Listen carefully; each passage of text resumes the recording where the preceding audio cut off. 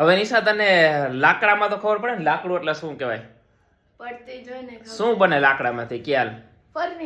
Furniture બને. વાહ વાહ, તને સારી ખબર પડે જો, લાકડામાંથી ફર્નિચર બને.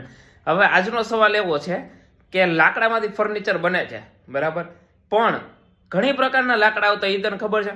અલગ અલગ હા ઘણી પ્રકારના લાકડા આવે છે બરાબર.